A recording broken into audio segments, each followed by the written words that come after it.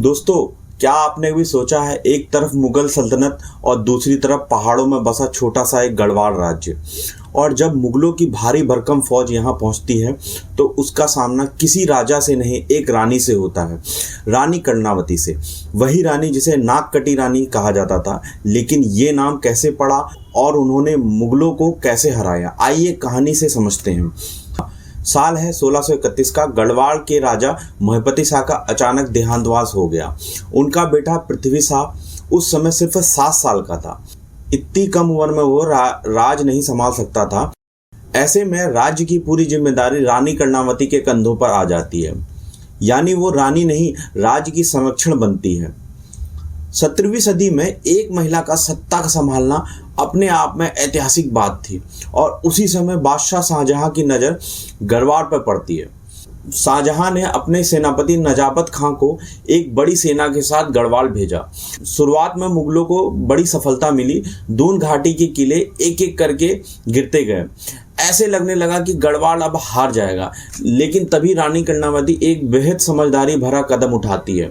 वो नजाबत खां को संदेश भेजती है कि मुगल बादशाह की अधीनता स्वीकार करने को तैयार हैं और बदले में 5 लाख रुपए नजराने के रूप में देगी।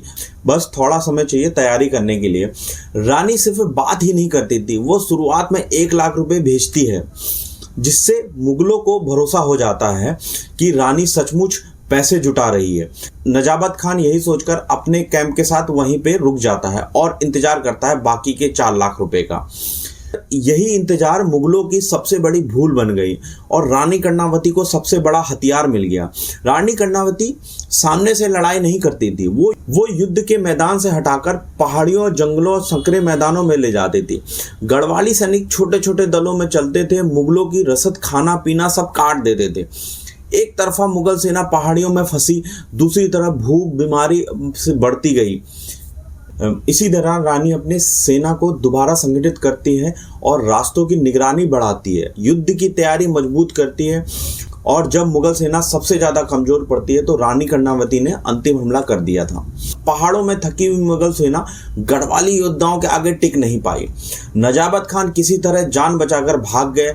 बाकी सैनिक या तो मारे गए या कैद कर लिए गए।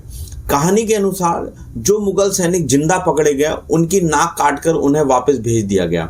नाक इज्जत का प्रतीक मानी जाती थी, इसलिए यह सजा सिर्फ बदन पर नहीं, सल्तनत के अहंकार की चोट थी। और तभी से रानी कर्णावती को नागकटी रानी कहा जाने लगा।